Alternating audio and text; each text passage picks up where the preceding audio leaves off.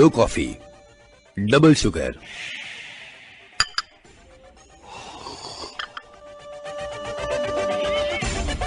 Coffee house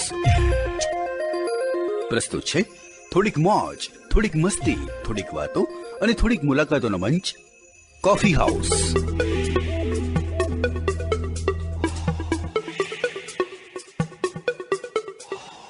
મિત્રો નમસ્કાર।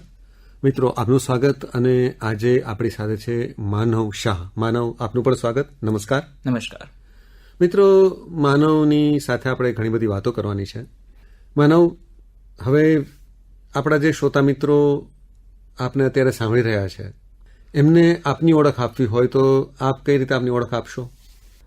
નમસ્કાર। સૌથી પહેલા તો દરેક શ્રોતા મિત્રોને માનવ શાહ એટલે એક સિંગર, મ્યુઝિશિયન, એક વોઇસ ઓવર આર્ટિસ્ટ, બરોબર, એક સ્ટુડન્ટ, કહેવાય ને કે એક જિંદગીભરનો વિદ્યાર્થી। બહુ જ સરસ। જિંદગીભરનો એટલા માટે કહું છું કે માનવનો મતલબ એ થાય કે માનવ એટલે માણસ। બરોબર। હવે માણસ જે છે એ આખી જિંદગી કંઈકનું કંઈક શીખતો રહેવાનો। બરોબર। એ ગમે તે રીતે શીખતો રહે, એ ચાહે એના એજ્યુકેશન ભણતરથી શીખતો રહે કે કોકની પાસેથી શીખતો રહે, ડગલે ને પગલે એના જીવનમાં એ મહેનત, સ્ટ્રગલ, એની ધગશ બધી જ રીતે એ માણસ જે છે એ શીખતો રહે। એટલા માટે હું કહું છું કે માનવ એટલે એક જીવતો જાગતો વિદ્યાર્થી। બહુ જ સરસ માનવ। માનવ, હવે આપણે જ્યારે વાત કરીએ ત્યારે અભ્યાસની વાત કરીએ। યસ, આપણે શીખવાની વાત કરીએ તો આપણે બે રીતે આપણે શિક્ષણ મેળવતા હોય। એક આપણે જેને સ્કૂલમાં કે કોલેજમાં જઈને શિક્ષણ મેળવીએ એ, કરેક્ટ। અને બીજું શિક્ષણ આપણને આજુબાજુના વાતાવરણમાંથી મળે, આપણે આપણી જાતે કંઈક શીખવાનો પ્રયત્ન કરીએ એ રીતે આપણને શિક્ષણ મળે। એટલે ફોર્મલ અને ઇનફોર્મલ એજ્યુકેશનની બંને પ્રકારની વાત આપણે કરીએ। તો આપણે ફોર્મલ એજ્યુકેશનની વાત કરીએ, આપણે પદ્ધતિસરના શિક્ષણની વાત કરીએ તો તમે શું અભ્યાસ કર્યો છે એની થોડી વાત કરશો? ચોક્કસ। મારો અભ્યાસ ડિટેલમાં અગર શરૂઆતથી જ કહું તો મારો એકચ્યુઅલી બોર્ન વિરંગામમાં થયો હતો જી, 19/2/2000ની સાલમાં। બરોબર। ત્યારબાદ મારું એજ્યુકેશન 1 થી 4 ધોરણ સુધી નોર્મલ સ્કૂલમાં રહ્યું। બરોબર। નોર્મલ લોકોની વચ્ચે હું ભણ્યો બરોબર। અને ત્યાં આગળ મેં ઘણું બધી એવી વસ્તુ છે જે મેં શીખી, એના પર આપણે પછીથી આવીશું। જી। પણ ત્યારબાદ 2010ની સાલમાં વર્ષે હું અમદાવાદ શિફ્ટ થયો।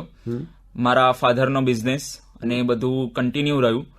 10ની વર્ષમાં હું અમદાવાદ શિફ્ટ થયા પછી નવરંગપુરા સ્કૂલ ફોર ધ બ્લાઇન્ડમાં હું ત્યાં ભણવા ગયો, જી, 5મા ધોરણથી લઈને 8મા ધોરણ સુધી।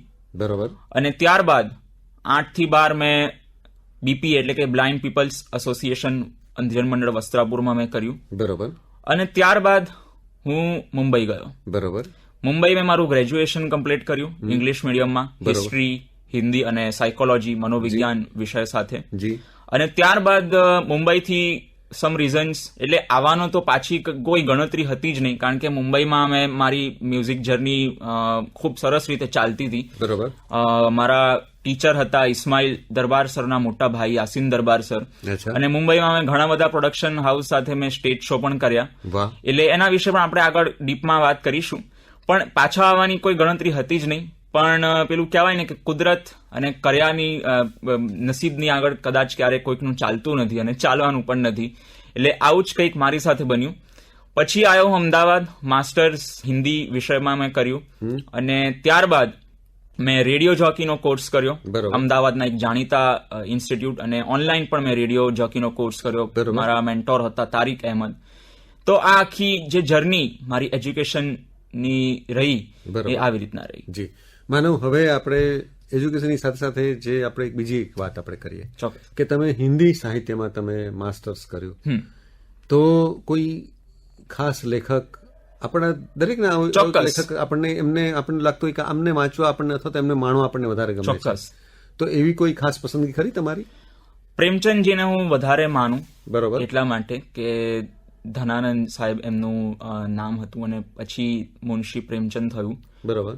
અને એટલા માટે હું કહું છું કે એમની જે વાર્તાઓ જે મેં વાંચી છે, બડી ઘર કી બેટી, હાર કી જીત, હવે હાર કી જીત જે વાર્તા છે જી, એની થોડીક હું વાત કરું કે ભાઈ બાબા ભારતી નામના એક સંત, એમનો એક ઘોડો, અને જ્યારે એ ઘોડો ચોરી થઈ જાય છે, છલ કપટથી એને ચોરી કરવામાં આવે છે, ત્યારે બાબા ભારતીના જે વિચારો છે કે તું એ જે પેલા માણસ જેને કર્યું છે કામ એને બાબા ભારતી કહે છે કે તું આ વસ્તુ કોઈને કહેતો નહીં કે મેં આ ચોરી કરી છે, નહીં તો લોકોનો વિશ્વાસ ધર્મ અને માણસાઈ પરથી ઉઠી જશે. એટલે આ એક સાર કહેવાય સ્ટોરીનો. અને આવી તો ઘણી બધી સ્ટોરીઝ પ્રેમચંદજીની છે જેના વિશે અગર વાત કરવા જઈએ તો સમય ખૂબ જ ઓછો પડે. પણ આવી 2-3 સ્ટોરીઝ મેં વાંચી અને એના વિશે અભ્યાસ કર્યો ત્યારથી મને પ્રેમચંદજીએ બહુ પ્રભાવિત કર્યા. વાહ. અને દરેક વખતે આપણે જયારે શીખતા હોઈએ તો એમાં આપણી કોઈ નબળાઈ એ આપણને રોકે કે પછી આપણે નબળાઈને અતિક્રમીને આપણે આગળ વધતા રહેવાનું હોય? હા, હવે કારણ કે મેં પહેલા કીધું કે હું સાયકોલોજીનો સ્ટુડન્ટ છું. સાયકોલોજી થોડું ઘણું ભણ્યો છું બેચલરમાં. તો ઘણી વખત એવું થતું હોય છે કે એક કહેવાય ને સ્ટ્રગલ થી લઈને જે આપણી સંઘર્ષ ચાલતી હોય છે આપણા જીવનમાં, એ જે આખો ટાઈમ હોય છે એમાં બહુ જ બ્રેક આવતી હોય છે, રૂકાવટ આવતી હોય છે. ત્યારે આપણે શું કરવું જોઈએ? ત્યારે બસ કંઈ નહીં કરવાનું, શાંતિથી બેસી રહેવાનું, સમયની રાહ જોવાની કે ભાઈ ક્યારેક આપણું સારું થશે, સારો સમય આવશે, ઈશ્વર પર શ્રદ્ધા રાખવાની, આપણે મહેનત કરતું રહેવાનું. અને ચોક્કસ એ મેં ઘણી વખત, આ પહેલી વખત 1-2 વખત નથી અનુભવ કર્યો, એ મેં ઘણી વખત મેં અનુભવ કર્યો છે. મગજ શાંત રાખવાનું, શાંતિથી બેસવાનું, ઓમકાર કરવાનો સરસ મજાનું, અને ત્યાર પછી જે થાય એ ઇટ વોઝ મિરેકલ. વાહ. માનો હવે આપણે એક બીજી પણ મહત્વની વાત કરીએ. ચોક્કસ. કે તમારી જે સંગીત સાથેની વાત, એનું જે જોડાણની વાત છે, તો એ જોડાણ કઈ રીતે થયું, તમે કઈ રીતે આગળ વધતા ગયા, તમે એમાં શું શું શિક્ષણ લીધું છે એની પર થોડી વાત કરો. યસ. હવે એ જર્ની બહુ જ રસપ્રદ છે અને એમાં એટલા બધા ઉતાર ચઢાવ આવ્યા છે કે એના વિશે વાત કરીએ તો સમય ઓછો પડે આપણને. પણ એટલું ચોક્કસ કહીશ કે મને સંગીતે જ વોઇસ ઓવરમાં લાવ્યો, આરજેનો કોર્સ કરવા માટે પ્રેરિત કર્યો, અને જે પણ કંઈ મારા જીવનમાં થયું સમગ્ર ઘટના એ બધું મને મ્યુઝિકે જ ઇન્સ્પાયર કર્યો. હવે મેં જેમ પહેલા જ કીધું કે મારો બોર્ન વિરંગામમાં થયો અને પછી 2005માં, કારણ કે હવે ઓબ્વિયસલી ગામ છે એટલે ત્યાં એટલો બધો કંઈ માહોલ તો ના જ હોય, તો હું ખાલી એમ જ પેલું કહેવાય ને તબલા લઈને બેસતો હતો અને ગાતો હતો. ભજનો ગાઉં, જૈન સ્તવનો ગાઉં કે ગરબા ગાઉં, દરેક વસ્તુ મને જે હું સાંભળતો ગયો અને હું ગાતો ગયો અને પછી મને યાદ રહી જતી હતી. રસ્તે આવનારા જનારા લોકો સલાહ આપે, સજેશન કરે કે તમે ટ્રેનિંગ લો, તમારો ગળું બહુ સારું છે, તમારો અવાજ બહુ સારો છે. પણ હવે આપણને એટલી બધી ખબર પણ ના પડે કે ભાઈ ટ્રેનિંગ એટલે શું, કેવી રીતના લેવાની, શું શીખવાનું. બસ આપણને તો જે સાંભળીએ એ ગાઈએ. મારી સાથે પણ આવું જ થયું. પછી અમારા ગામમાં એક સર હતા, એમણે તબલા શીખવાડવાના શરૂ કર્યા, પ્લસ કીબોર્ડ શીખવાડવાનું શરૂ કર્યું, અને ગાતા તો મને આવડતું હતું જ, પણ પેલું કહેવાય ને કે સારેગામા પધની શું હતું એ ખબર ના પડે. કારણ કે એટ ધ ટાઈમ હું કદાચ જોવા જઈએ તો 5-6 વર્ષનો હોઈશ. હા, પણ ગાતો તો સારો, એવું બધા કહેતા હતા કે ભાઈ તું ગાય છે સારું, પણ હવે તું થોડુંક શાસ્ત્રીય ઉપર ધ્યાન આપને. હું વિચારું શાસ્ત્રીય શું શાસ્ત્રીય એટલે કેવી રીતના, શું કરવાનું, બધું પૂછતો હતો. પછી મને આગળ જતા મને ધીરે ધીરે જેમ મારી ઉંમર વધતી ગઈ ને હું અમદાવાદ આવ્યો. અમદાવાદમાં મારા સમર્થ ગુરુઓની તાલીમ રહી મારા જીવનમાં. એટલે નોટ ઇવન અમદાવાદ, મુંબઈમાં પણ જે મેં કીધું, હું ઇસ્માઇલ સરના ભાઈ પાસે શીખ્યો. પછી એક અપર્ણા ટીચર હતા વર્સોવામાં, એમની મ્યુઝિક એકેડમી, ત્યાં પણ મેં શીખવાની શરૂઆત કરી. એટલે આ બધું મારું એડવાન્સ લેવલની વાત હતી મ્યુઝિકમાં. હવે આપણે થોડાક નાના લેવલ ઉપર જઈએ તો મેં શું કર્યું, કેવી રીતના મારા મ્યુઝિક કરિયરની શરૂઆત થઈ, શીખવાની શરૂઆત થઈ. તો અમદાવાદમાં એક અયાઝ કુરેશી સર હતા, એમણે મને વોકલની ટ્રેનિંગ આપી. અખિલ ભારતીય ગાંધર્વ લેવલે મેં 3 એક્ઝામ ક્રેક કરી, પ્રારંભિકથી પ્રવેશિકા પૂર્ણ, મધ્યમાં પ્રથમ સુધી. હવે એ બીજા એક ટીચર હતા, ડોક્ટર મોનિકા શાહ મેમ, જે શાસ્ત્રીયના ખૂબ સારા એવા જાણકાર છે અને ગિરિજા દેવીના શિષ્ય છે. એમની પાસેથી પણ મેં ઇન્ટરનેશનલ લેવલની એક્ઝામ માટેની તૈયારી કરી અને એ 3 વર્ષનો કોર્સ મેં 2 વર્ષમાં કમ્પ્લીટ કર્યો. એની પ્રારંભિકથી પ્રવેશિકા પૂર્ણ સુધીની એક્ઝામ મેં ક્રેક કરી. પ્લસ ગુજરાત રાજ્ય સ્ટેટ લેવલની પણ એક્ઝામની તૈયારી મેં એમની પાસેથી જ કરી, મોનિકા મેમ પાસેથી. અને એ પણ મેં કોર્સ 2018ની સાલ સુધી, વર્ષ સુધી મેં કમ્પ્લીટ કર્યો, 3 વર્ષનો 2 વર્ષમાં. ત્યાર પછી હું મુંબઈ ગયો. મુંબઈમાં મેં યાસીન દરબાર સર પાસેથી ટ્રેનિંગ લેવાની શરૂઆત કરી. ત્યાં તો બધું બોલિવૂડ મ્યુઝિક કેવી રીતના ગાવું, તમે ચેસ્ટથી કેવી રીતના ગાઈ શકીએ, નેકથી કેવી રીતના ગાઈ શકીએ, skill practice, 13 scale practice, 16 scale practice, તમારી રેન્જ ક્વોલિટી તમે કેવી રીતના વધારી શકો, બ્રીધિંગ એક્સરસાઇઝ કેવી રીતના કરી શકો, આ બધી જ ટ્રેનિંગ. હા, મોસ્ટ ઇમ્પોર્ટન્ટ કે બોલિવૂડ ગીતોમાં કે કોઈ પણ ગીતો, આજે આપણે ભજન ગાતા હોઈએ પણ એમાં ફીલ જ ના આવે, એક્સપ્રેશન જ ના આવે, એ પેલું કહેવાય ને કે જે ગાતા તો ઘણા લોકો સારું હોય પણ એમને ફિલિંગ્સ જ ના આવતી હોય. ભગવાનને રીઝવવાની એક પેલું કે ને ભક્ત હોય એ ભગવાનને રીઝવતો હોય, બરોબર, પણ એ ભક્ત ભગવાનને જયારે રીઝવે છે ત્યારે એ ભક્તના હૃદયમાં જે ફિલિંગ્સ આવે છે એ આપણા ગાયકીમાં આવી જોઈએ, આત્મા સુધી તો પહોંચવી જોઈએ ને ગાયકી. એકદમ સાચું. યસ, તો એ આત્મા સુધી કેવી રીતના પહોંચવી ગાયકી, એના વિશે મને ત્યાં આગળ શીખવાડવામાં આવતું હતું. બરોબર. પછી મેં મારો લાઈફમાં એક બહુ એવો સમય ટર્નિંગ પોઈન્ટ પણ આવ્યો, આ 18 પહેલાની વાત કરું, કે જયારે મને કોઈ શીખવાડવા વાળું નતું. મેં ઘરે 2 વર્ષ રિયાઝ કર્યો જાતે, અને એક્ઝામ પણ નથી આપી, પણ મારી ગાયકીને મેં એટલા લેવલ સુધી મેં તૈયાર કરી કે મુંબઈમાં એક પ્રોડક્શન હાઉસ છે, ત્યાં આગળ મારા શોઝ થતા હતા, અને નિખિલ કામત, જે નિખિલ વિનય મ્યુઝિક કમ્પોઝર છે, ખૂબ જ જાણીતા, એમણે મને સાંભળ્યો અને એમણે મારું એ પ્રોડક્શનમાં સિલેક્શન કર્યું.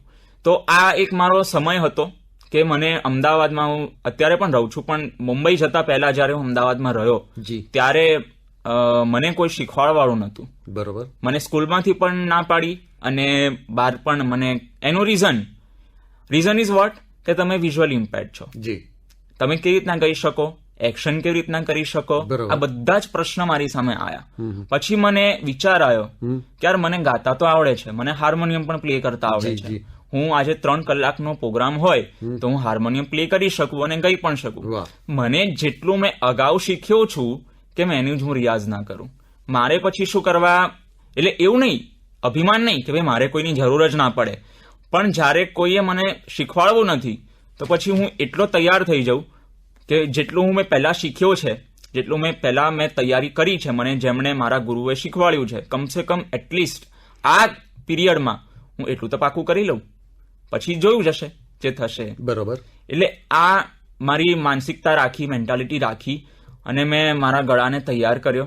અને પછી એક સમય આવ્યો जયારે यासीन दरबार सरे मैंने कीधु कि आपका गला तो तैयार है, क्या बात है, क्या तकलीफ क्या है? मैंने बोला सर दिक्कत ये है कि वो फीलिंग्स नहीं आ रही है. बेटा कोई नहीं, 2 साल रहो, आ जाएगा. અને તમે નહીં માનો, એ જે ઇન્સ્ટિટ્યૂટ હતું એમાં એક હોય છે કે 11 મહિનાની ફીસ તમારે પે કરવાની હોય, અને પછી તમારો કોર્સ પૂરો થઈ જાય પછી તમારી કોઈ સામું પણ નથી જોતું. આ વસ્તુ ઘણી જગ્યાએ બનતી હોય છે, પણ મારા કેસમાં એવું નતું. એ ઇન્સ્ટિટ્યૂટના ઓનરે બીજા 11 મંથ્સ 11 મહિના મને ફ્રીમાં આપ્યા, અને એ ફીઝ એ ઇન્સ્ટિટ્યૂટ વાળાએ પે કરી. તો આ એક મારી ઇમેજ હતી, આ એક મેં મારી ઇમેજ બનાવી કે નહીં યાર મારે કરવું છે તો આ જ કરવું છે, અને ભલે મને કોઈ શીખવાડવા મળે કે ના મળે પણ હું તૈયારી કરીશ, કારણ કે મને જેટલો એક્સપિરિયન્સ છે, મને જેટલું આવડે છે એટલું હું તૈયાર કરીશ. તો હવે આગળ મ્યુઝિકમાં તમે એક મકામ પર પહોંચી ગયા, હવે તમારે આગળ તમે જર્નીમાં બીજો પણ નેક્સ્ટ ટાર્ગેટ રાખ્યો હશે? યસ, ચોક્કસ. મેં જેમ પહેલા જ કીધું કે મ્યુઝિકથી જ મને વોઇસ ઓવરની ઇન્સ્પિરેશન મળી, આરજેનો કોર્સ કરવાની ઇન્સ્પિરેશન મળી. હવે કેવી રીતે, તો લોકડાઉન હતું, આપણે બધા જ ઘરે હતા, બેઠા હતા. મને એમ થયું કે યાર બધા વિડીયો તો બધા બહુ જોવે છે, બરાબર, આપણે બ્લાઇન્ડ, આપણને વિડીયોમાં વિઝ્યુઅલ્સ તો કઈ દેખાવાના નથી, કેમ એક ઓડિયો પ્લેટફોર્મની શરૂઆત કરીએ. બરાબર. એ ઓડિયો એડિટિંગ કરીશું તો એ વિડીયોમાં ઓટોમેટિકલી કન્વર્ટ થઈ જવાનું છે. બરાબર છે. બરાબર. એટલે મેં મારું પોતાનું ખોલ્યું કામ, મેં સ્ટાર્ટ કર્યું, ધીરે ધીરે સ્ટોરીઝ લખતો ગયો. બરાબર. અને વોઇસ ઓવર કરતો ગયો, અને આજે હું પોતે એક ટીમ ચલાવું છું. વાહ. એટલે કહેવાનું તાત્પર્ય એટલો જ કે મારું એવું માનવું છે કે આ જે સ્વરો તો ભગવાને બધાને ગળામાં આપ્યા છે, 7 સ્વરો, સા રે ગ મ પ ધ ની, બસ એને ગાતા આવડવું જોઈએ, એને સાધતા આવડવું જોઈએ. બાકી વોઇસ ઓવર પણ ગળાથી જ કરવાનું છે, મ્યુઝિક પણ ગળાથી જ કરવાનું છે, અને આપણે બોલવાનું પણ ગળાથી જ છે. એમાં કોઈ એક્શન કે કોઈ દેખતો માણસ કે કોઈ ન દેખતો માણસને લેવા દેવા જ નથી.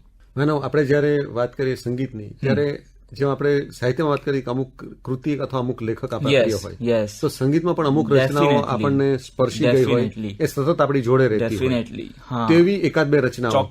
ચોક્કસ. અને હું એક ઝલક પણ સંભળાઈશ. જરૂર. મેં જેમ પહેલા કીધું કે એક 2018 મારો સમય હતો કે જ્યારે મારે અમદાવાદથી મુંબઈ જવાનો એક મારો પીરિયડ હતો. હવે એમાં મેં એક કોમ્પિટિશનમાં પાર્ટિસિપેટ કર્યું હતું. એક એન્ટરટેનમેન્ટ છે ગુજરાતનું, અને એમાં એવું હતું કે ગુજરાત અને મુંબઈના લેવલના કન્ટેસ્ટન્ટ હતા, અને મુંબઈથી હું એકલો જ હતો, બાકી બધા આપણા ગુજરાત રાજ્યના જ કન્ટેસ્ટન્ટ હતા. તો એ અલ્ટિમેટ ટેલેન્ટ રફી સાહેબના આધાર ઉપર એક કોમ્પિટિશન હતી, અને જજ હતા આપણા ખાંડેલકર સાહેબ, અમદાવાદમાં ખૂબ જાણીતું નામ, અને દક્ષા યાદવ મેમ અને બંકિમ પાઠક સર, આ 3 જજ હતા ફાઇનલ રાઉન્ડમાં. અને સેમીફાઇનલ સુધી નામ કદાચ આપણે સાંભળ્યું હોય તો પંડિત રામભદ્ર નાયર સર, જે જાણીતા બાંસુરી વાદક છે, તો એ સેમીફાઇનલ સુધી તો એ જજ હતા. આ કોમ્પિટિશન સ્પર્ધા 6 મહિના સુધી સતત ચાલી. હવે આ સ્પર્ધાનો એક બહુ જ ઇન્ટરેસ્ટિંગ કિસ્સો હું કહું મારા ગીત ઉપર આવતા પહેલા, કારણ કે આ કિસ્સો મારા જીવનમાં બહુ મેમોરેબલ બની ગયેલો છે. હવે મારે મુંબઈથી આવવાનું હતું, હું ગરીબ રથમાં બેઠો, સરસ મજાનું એસી. મેં વિચાર્યું નતું કે મને સાંજે સારું તાવ ઉપડી જશે. હવે હું આવ્યો, ઘરે આવ્યો, મેં ખમણ ચા બધું ખાઈને સૂતો શાંતિથી. બીજા દિવસે જોઉં મને 103 તાવ. મેં કીધું વોટ ઇઝ ધીસ, આ શું થઈ ગયું? હવે એ જ દિવસે મારો ક્વાર્ટર ફાઇનલ રાઉન્ડ હતો. બરોબર. પંડિત સાહેબનો ફોન આવ્યો, માનો કિધર હો? મેં બોલા સર સોરી આજે નહીં આવી શકું. ક્यों? सर ताव है. तुम ये क्या कर रहे हो? ताव है, हवा से तो नहीं लग रहा है, ताव बुखार है, आ जाओ. मैं कहती हूँ सर पण गई नहीं सकूं. अरे तू आ तो सही, देखते हैं गा सकता है नहीं, वो मुझ पे छोड़ दे. वाह. હું ગયો મેં ગાયું, દિલ ऐसा किसी ने मेरा तोड़ा. સરે કીધું યાર ક્યાં તાવ છે તને, મને બતાવી તો. તાવ હતો ખરો, મારા ગળામાં એમને ના ઝલકાયો. મને કે બેટા તારા જેવો કન્ટેસ્ટન્ટ અત્યાર સુધી મેં નથી જોયો. અને લિટરલી મને શરદી પણ થઈ ગઈ હતી, કારણ કે 2 ટાયર એસીમાં આવ્યો, ટ્રાવેલિંગ થયું, અને એ મારું 2 ટાયર એસીમાં ફર્સ્ટ ટાઈમ ટ્રાવેલિંગ હતું. એ હું કદાચ કહેવાય ને પેલું સહન ના કરી શક્યો, એના કારણે મને થઈ ગયું. Final round. હવે જે વાત આપણે કરી કે કયું સોંગ, કયા મ્યુઝિક ડિરેક્ટર અને કયા સિંગર, દરેક આર્ટિસ્ટની લાઈફમાં એક તો એવો સોંગ હોય જ જે એને ઉપર સુધી ટોચ સુધી લઈ જઈ શકે. અને મારી જિંદગીમાં હતું એક સોંગ, છે ઇનફેક્ટ, હતું નહીં છે, અને રહેશે. યસ, ઓબ્વિયસલી રહેશે, કારણ કે એ જે મારી મોમેન્ટ હતી એના વિશે આપણે આગળ વાત કરીએ. રાગ શિવરંજની બેસ, કિશોરદાએ ગાયેલું, આર.ડી. બર્મન સાહેબે કમ્પોઝ કરેલું, ફિલ્મ મહેબૂબાનું ગીત. ए दिल दीवाने खेल है क्या जाने, दर्द भरा ये गीत कहाँ से इन होठों पे आए, कहीं ले जाए,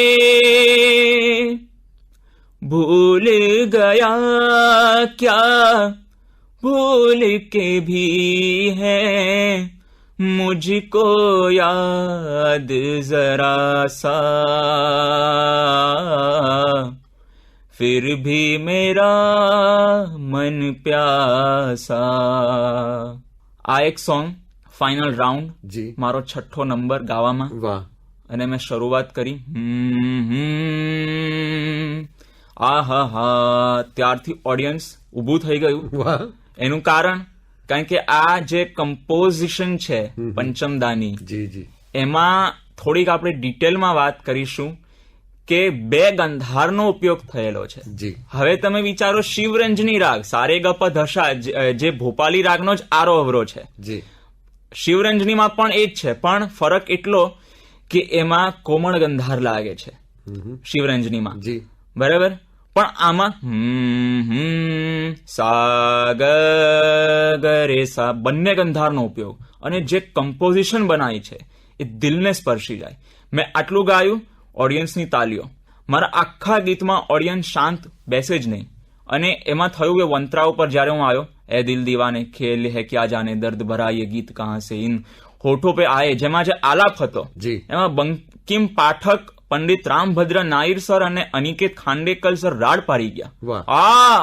એમના ગળામાંથી લિટરલી આ નીકળી ગયું. અને જે આ વાળી જે મુમેન્ટ હતી ને, એ તમે નહીં માનો, ચાલુ ગીતમાં હું રડી પડેલો, વાહ, પણ કોઈને ખબર ના પડી કે ભાઈ આ રડે છે અને રડતા રડતા ગાય છે. વાહ. એ વિડીયોમાં પણ તમે જોશો તો એ ખબર નહીં પડે, પણ એ વખતે મારું મન જાણતું હતું કે હું કેવી રીતના ગાતો હતો, અને એના જ કારણે કદાચ એવું બન્યું કે મારો ફર્સ્ટ નંબર આવવાનો હતો, પણ એક નંબર પાછળ ખેંચાયો અને સેકન્ડ વિનર હું બન્યો એ કોમ્પિટિશનમાં. પણ છતાં પણ એક આપણને સંતોષ. Yes, correct. એ છે કારણ કે અહીંયાથી નીકળેલો અવાજ છે ને, જી, હૃદયથી નીકળેલો અવાજ.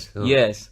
અને એ વખતે હું ભગવાનને પ્રાર્થના કરીને ગયો હતો કે આ સોંગ મારી જિંદગીનું બેસ્ટ બને એવું તું કરજે, અને કદાચ ઉપરવાળાએ મારી સાંભળેલી. બહુ જ સરસ, વાહ. માનવ આપણે ઈચ્છીએ કે આવી બીજી પણ કેટલીક મહત્વની ક્ષણો તમારા જીવનમાં આવે જેને તમે ક્યારે ભૂલી ન શકો, એવી અવિસ્મરણીય ક્ષણો તમારા જીવનમાં આવે અને તમારી સાધના અવિરત ચાલુ રહે અને તમે આગળ વધતા રહો.